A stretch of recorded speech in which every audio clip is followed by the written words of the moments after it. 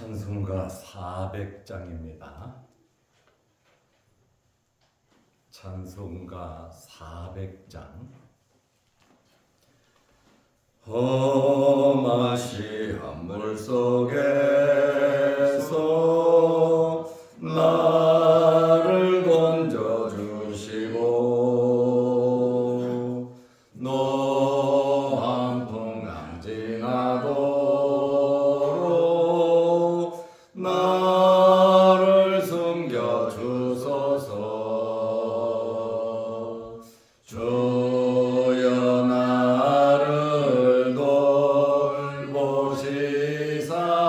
고이 품어주시고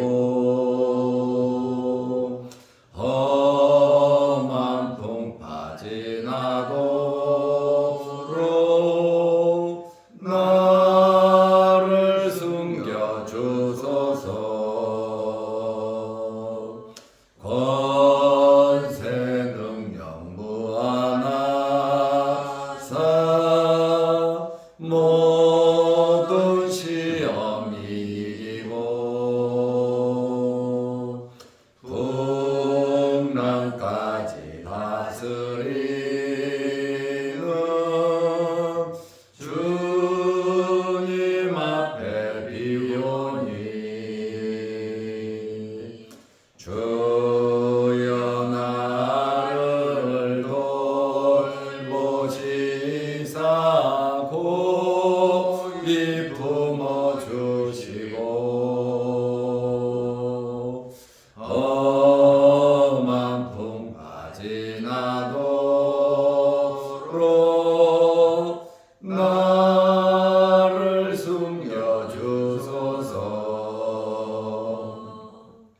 죄악 길에 빠진 몸 캄캄한 데 헤매며 부르짖는 나의 애원 들으소서 내 주여. 주여 나를 돌보시사 고이 품어주시고 험한 풍파 지나도록 나를 숨겨주소서.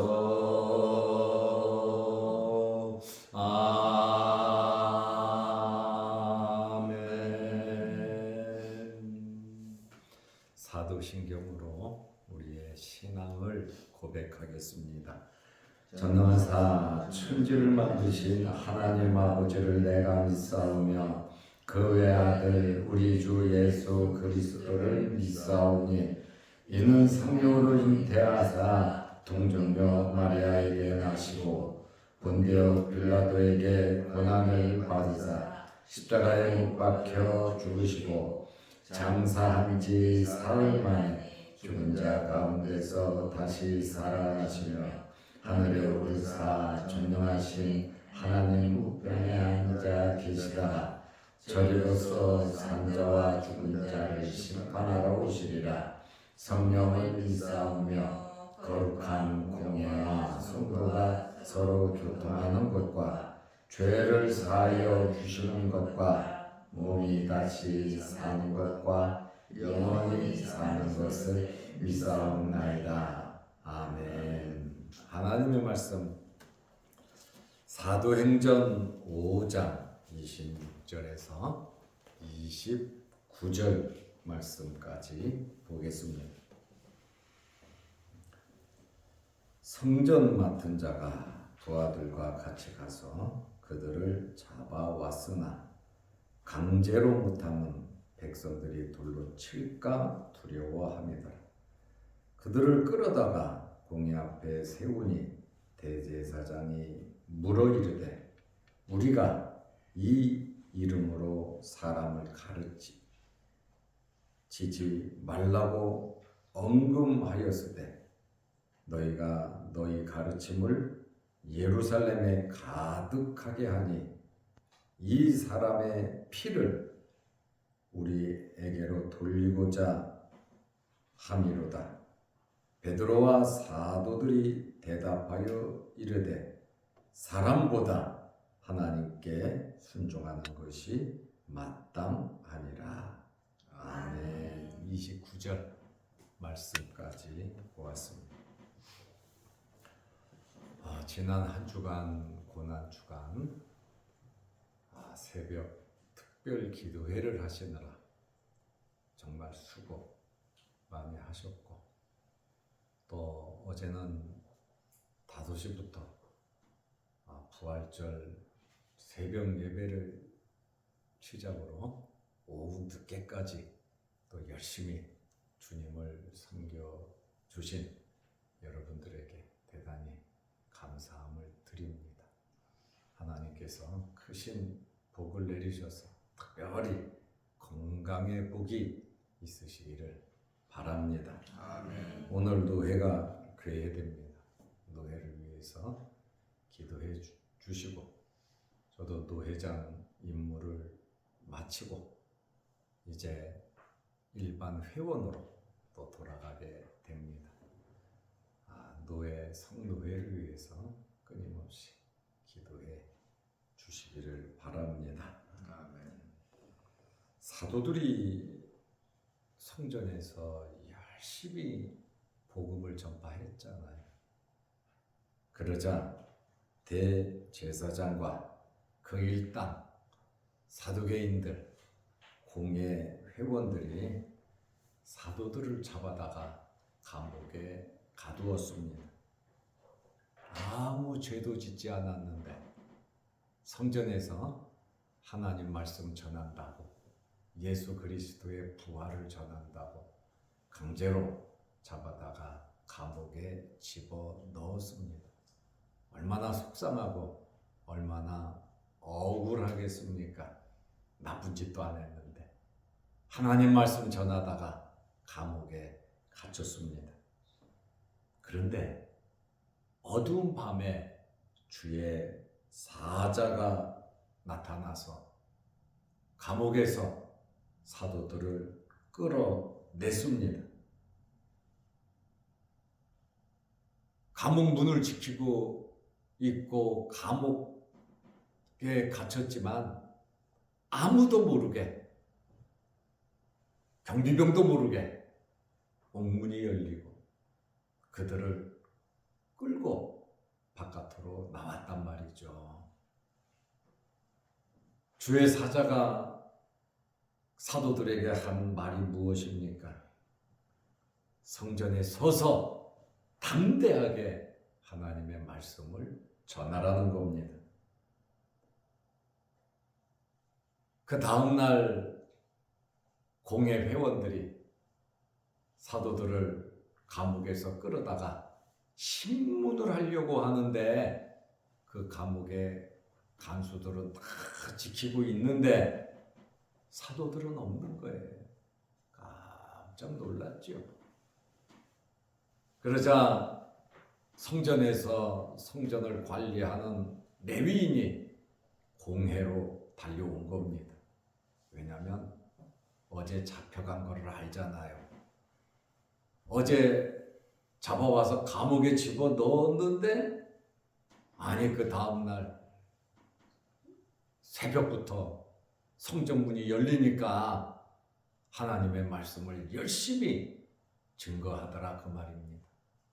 그래서 이 레위인이 깜짝 놀라서 공회에 와서, 아니 어저께 잡아간 저 사람들이 지금 성전에서 가르치고 있다. 이게 도대체 어떻게 된 일이냐. 모든 사람들이 당황하고 어찌할 줄 몰랐지요. 그러자 이 공예 회원들이, 대제사장들, 사두개인, 바리새인들, 장로들, 율법사들, 이들이 사도들을 잡아다가 다시 공회에 세웠습니다. 성전에서 말씀 전하다가 또 붙잡힌 겁니다. 26절 말씀에 보면 성전 맡은 자가 부하들과 같이 가서 그들을 잡아왔으나 강제로 못하면 백성들이 돌로 칠까 두려워함이더라. 성전 맡은 자와 부하들이 사도들을 공회로 잡아왔다 이렇게 말합니다. 이 잡아왔다라고 하는 헬라어가 에겐이라고 하는 단어인데, 이 에겐이라고 하는 이 단어는 백성들이 두려웠기 때문에 정중하게 데려왔다는 말입니다. 다시 말하면 성전 맡은 자와 부하들이 강제로 잡아오지 못했다는 거예요. 다시 말하면 폭력을 사용하지 못하고 사도들을 데리고 갔다는 그러한 말입니다.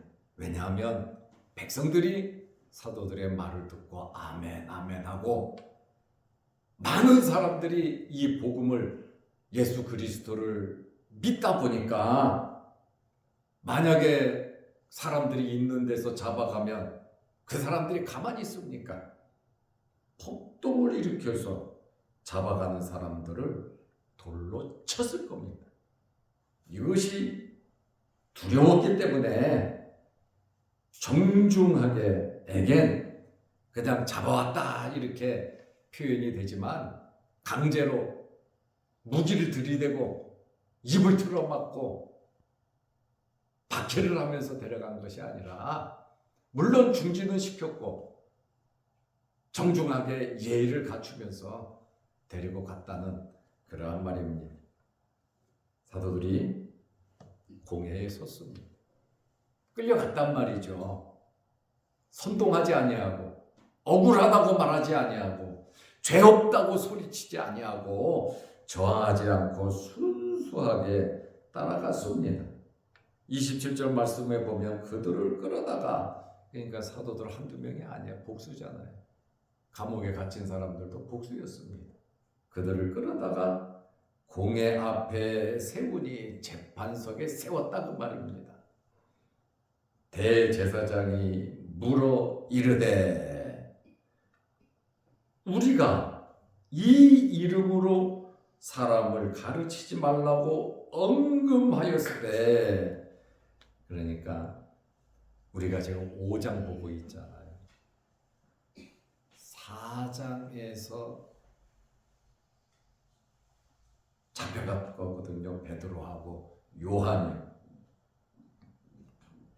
너희가 너희 가르침을 예루살렘에 가득하게 하니 이 사람의 피를 우리에게 돌리고자 함이로다.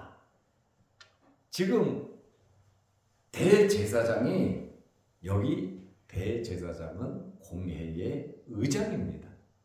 심판주라 이거죠. 심판장이라 이거죠. 이 대제사장이 사도들에게 지금 말을 하는 겁니다.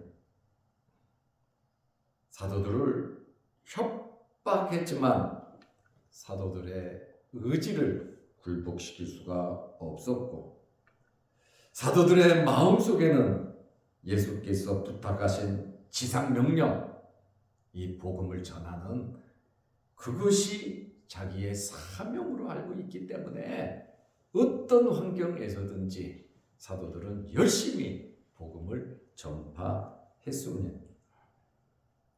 대제사장들이 사도들에게 뭐라고 말합니까? 야, 니네들이 지금 예수의 죽음, 예수의 부활을 이야기하는데 지금 예수 그리스도를 너희가 잡아 죽였다.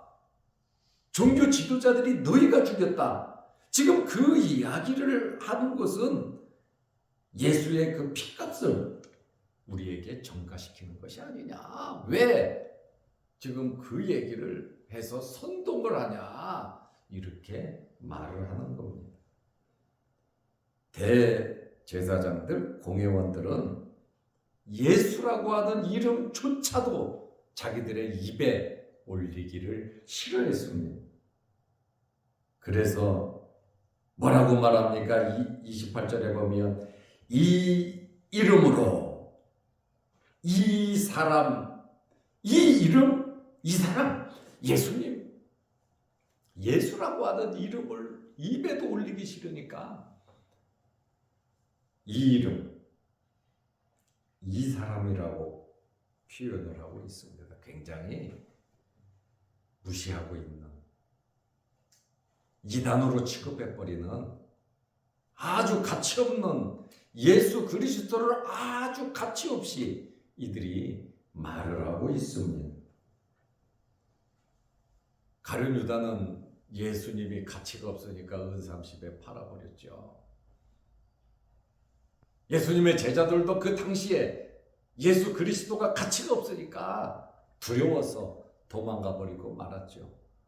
그러나 예수를 반대하고 증오하는 이 사람들은 아예 예수라고 하는 이름을 입에도 올리기 싫어했다, 증오했다. 그것을 우리는 알 수 있습니다. 그렇지만 이 사람들에게는 두려움이 있었단 말이죠. 공회 회원들이 왜 두려웠느냐? 너희 가르침을 예루살렘에 가득하게 하니 예루살렘에 거하는 수많은 사람들이 예수 그리스도를 따르고 믿더라, 그 말입니다. 방언을 하고 기적을 베풀고 안전뱅이를 고치고 엄청난 기적을 베푸니까 3,000명이 회개하고 5,000명이 회개하는 놀라운 역사가 일어나니까 믿는 무리들이 허다하고 수없다고 이렇게 표현을 하니까 이 종교 지도자들이 엄청난 두려움에 쌓였다, 그 말입니다. 그러면서 이 사람의 피를 우리에게 돌리고자 함이로다. 너희가 죽였다 그러니까요. 3장이나 그쪽에서는 그 말을 듣고 우리가 어찌할까 하고 일반 백성들은 회개했잖아요. 우리가 어떻게 해야 되냐? 우리가 예수를 잡아 죽였는데, 우리가 십자가에 못 박으라 그랬는데 우리 어떻게 해야 되냐? 일반 사람들은 회개하는데 이 종교 지도자들은 아예 때가 많이 묻어서 그런지 양심이 화인 맞아서 그런지 계속해서 증오하고 회개할 줄 모르더라, 그 말입니다. 그 피를 우리에게 돌리고자 함이라. 마태복음 27장 25절에 보면 소리를 지르면서 뭐라 그랬습니까? 빌라도는 이 사람은 죄가 없다, 그래서 나는 놓아주어야 된다. 그러니까 뭐라 그럽니까? 그 핏값에 대해서, 예수의 그 핏값에 대해서 우리와 우리 자손에게 돌려달라. 아니, 사람을 죽이면서 그 핏값을 우리가 받고 우리 자손이 그 핏값을 받겠다. 세상에 이렇게 말하는 아버지, 할아버지, 정말 책임감이 없는 이야기입니다. 사람을 죽여, 아무리 죄를 진 사람이라 할지라도 그 죄진 사람을 죽이면서 그 핏값을 우리 자손들이 당하겠다. 아니, 누가 이렇게 말을 합니까? 그러나 하나님의 아들을, 메시아를 잡아 죽이면서 같은 동족이면서 그 핏값을 우리와 우리 자손들에게 돌려라. 예수님 돌아가시고 30여 년 만에 AD 70년에 이스라엘이 완전히 멸망했습니다. 우리에게 핏값을 돌리라고 했으니까 그렇게 됐고, 나라가 망하고 2000년 동안 나라 없이 떠돌아다니고, 히틀러가 죽인 사람만 해도 700만 명입니다. 유대인들이 그 1000년간 어마어마한 유랑생활을 하면서 후손들이 떠돌아다니고 고생하고 얼마나 안타까운 일이 많았는지 몰라요. 핏값에 대해서 내가 책임지겠다. 그거 죽여, 내가 책임질게. 어떻게 그렇게 자기가 진다고 하면 자기만 당하면 되지요. 자기 자손들까지 왜 그 핏값을 넘기냐 그 말입니다. 빌라도가 그랬잖아요. 자기는 손을 씻으면서 나는 이 핏값에 대해서 무관하다, 나는 죄가 없다 하고 씻었지만 자기가 책임자인데요. 책임자가 어떻게 거기에서 피할 수가 있겠습니까? 이렇게 자기들이 소리쳐놓고 예수님 돌아가신 지 지금 몇 달도 안 되잖아요. 이 당시에는 아주 생생하게 소리질렀던 이 종교 지도자들이 이제는 어떻게 합니까? 발뺌을 한다. 책임을 지지 않는다는 겁니다. 우리는 살아가면서 어떤 환경에서든지 책임을 질 줄 아는 성도들이 되시기를 바랍니다. 우리 가정에서도 그렇고요. 교회에서도 그렇고요. 우리 일터에서도 그렇고요. 우리에게 주어진 책임을 내가 한 말과 행동에 대해서 책임을 질 줄 알아야 합니다. 물론 저도 완벽하지는 않아요. 우리 모두 부족하고 연약합니다. 그렇지만 믿는 사람으로서 책임을 질 줄 아는 최대한 애쓰고 노력하는 저와 여러분들이 되시기를 바랍니다. 이렇게 무책임하게 핏값을 우리와 우리 자손에게 우리에게 돌리고자 함이로다. 지금 제자들에게 사도들에게 자기들이 할 이야기입니다. 이러한 소리를 듣고 베드로와 사도들이 비록 잡혀와서 신문을 받고 협박을 받고 있지만 공회에서 담대하게 말했습니다. 끌려간 것은 물론 박해를 받아 끌려갔지만 무엇이 있냐면 자신감이 있다는 겁니다. 믿음에 확신이 있다는 거예요. 또 책임자들 사도들이 공회를 상대함으로 분명하게 말함으로 예수를 믿고 따르는 사람들이 힘을 낼 수 있단 말이죠. 사도들이 도망다니고 자신 없게 행동을 한다면 예수 믿는 사람들이 어떻게 행동을 할 수 있겠습니까? 우리 교회의 직분자들, 지도자들은 더욱더 책임을 지는 자세가 있어야 합니다. 이것이 우리를 믿고 따르는 사람들, 우리 가족들에게 위로가 되고 힘이 된다는 겁니다. 최대한 나약한 모습 보이지 말고 강하고 담대하게 무엇을 하든지 믿음으로 기도하면서 이루어 가시기를 바랍니다. 아멘. 이것이 우리들이 살아가는 삶의 방식이란 말이죠. 물질 앞에 사람 앞에 비굴하지 말고 하나님의 자녀로서 신앙인으로서 떳떳하고 당당하게 살아가자 그 말씀입니다. 베드로와 사도들이 우리는 하나님께 순종하는 것이 마땅하다고 선언을 합니다. 사도행전 5장 29절에 베드로와 사도들이 대답하여 이르되, 여러분 몇 달 전만 해도 예수님이 잡혀가고 그러니까 다 도망갔잖아요. 예수님이 부활하고 나타나셔도 못 믿었잖아요. 그런데 예수님 만나고 성령 받고 나니까 이렇게 변화되더란 말이에요. 우리의 삶도 이렇게 변화되시기를 바랍니다. 우리의 가족들도 이렇게 담대하게 분명한 기독교적인 세계관을 가지고 성령의 이끌림을 받아야 된다. 그 말씀입니다. 사람보다 하나님께 순종하는 것이 마땅하니라. 그 공회 회원들 앞에 이스라엘에서 최고 재판기관입니다.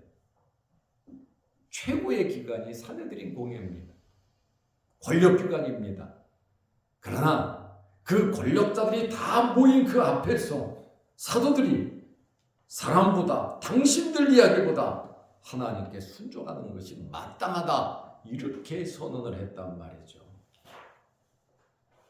어떤 환경에서든지 성령께서 이끌어 주심을 믿으시기 바랍니다. 아멘. 그리고 어떤 환경에서든지 지혜 달라고 기도하고 정말 성령의 이끌림 받은 말을 하시기 바랍니다.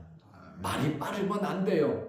먼저 기도하고 성령의 이끌림을 우리는 받아야 한다는 그러한 말씀입니다. 이것은요, 헬라어 원문을 보면 의무적인 강제성이 있는 말입니다. 하나님께 순종하는 것은 강제입니다. 의무입니다. 의무를 지키기 위한 강제성이란 말이죠. 사람의 말에 순종할 거냐, 하나님 말에 순종할 거냐 결정을 하라면 우리는 하나님의 말씀에 순종하는 것이 강제고 의무라고 하는 그러한 말씀에 하나님께서 원하신다, 그 말입니다. 사도들은 하나님의 말씀에 순종해야 한다는 것이 원칙이기 때문에 지금 당신들이 말하는 그 말에 우리는 불복할 수밖에 없다, 그것을 선언한단 말이죠. 이것이 초대교회 선교의 기본 정신입니다. 4장에 보면 베드로와 요한이 끌려갔잖아요. 그리고 협박받았잖아요. 그렇지만 대제사장들 앞에서도 4장 19절 20절에 말을 했습니다. 설교본고 6페이지 맨 밑에 보면 4장 19절에 베드로와 요한이 대답하여 이르되 하나님 앞에서 너희 말을 듣는 것이 하나님의 말씀을 듣는 것보다 옳은가 판단하라. 우리는 보고 들은 것을 말하지 아니할 수 없다 하니. 오늘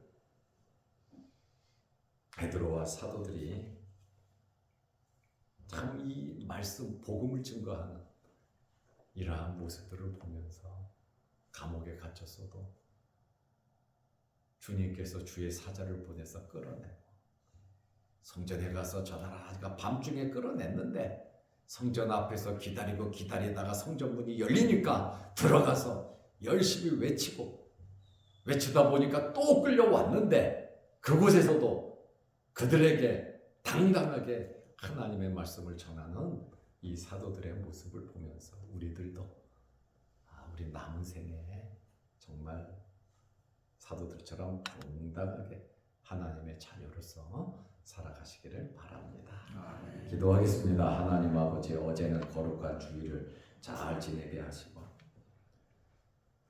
주님의 부활에 감사하며 영광 돌리게 하심을 감사합니다. 이제 오늘부터 한 주간 세상에 나가 살 텐데 하나님 힘 주시고 능력 허락하여 주옵소서. 내 힘이 아니라 내 눈으로 보이는 것만 보고 판단하고 생각할 것이 아니라 믿음의 주 온전케 하시는 이인 예수를 바라보며 하나님의 말씀을 붙잡고 예수 그리스도를 나타내며 증거하는 그러한 삶을 살아가게 하옵소서. 사도들에게 나타났던 놀라운 기적도 우리의 삶 속에 나타나게 하시고 또 세상에서 결정해야 할 일들이 참 많이 있지만 하나님 편에 서서 결정하게 하옵소서. 오늘 노예가 성노예가 되게 하시고 모든 일들이 은혜 안에 교회를 위하여 하나님의 나라를 위하여 아름다운 결정들이 이루어지게 하여 주옵소서. 오늘도 이 새벽에 주의 전에 나와 머리 숙여 기도합니다. 간절히 기도하는 우리 기도 제목들을 이루어 주옵소서. 영상을 보면서 함께 말씀으로 은혜 나누는 성도들에게도 복을 내려 주옵소서. 교회의 행사마다 때마다 일마다 힘쓰고 애쓰는 우리 장로님들 특별히 기억하시고 건강 주시고 자녀 손들 위해 또한 날마다 머리 숙여 기도하는 기도 제목마다 이루어 주옵소서. 또 앞장서서 섬기는 우리 권사님들 또 우리 집사님들 함께 하셔서 하나님께서 신령한 은혜와 복을 내려 주옵소서. 우리 자양동교회 모든 성도들 어디에서 무엇을 하든지 형통케 하시고 하나님의 인도하심이 늘 함께하여 주옵소서. 예수님의 이름으로 기도하옵나이다. 아멘. 하늘에 계신 우리 아버지여, 이름이 거룩히 여김을 받으시오며 나라 임하옵시며 뜻이 하늘에서 이룬 것 같이 땅에서도 이루어지이다. 오늘날 우리에게 일용할 양식을 주옵시고 우리가 우리에게 죄 지은 자를 사하여 준 것 같이 우리 죄를 사하여 주옵시고 우리를 시험에 들게 하지 마옵시고 다만 악에서 구하옵소서. 대개 나라와 권세와 영광의 아버지께 영원히 있사옵나이다. 아멘. 자유롭게 기도하시고 돌아가시기 바랍니다.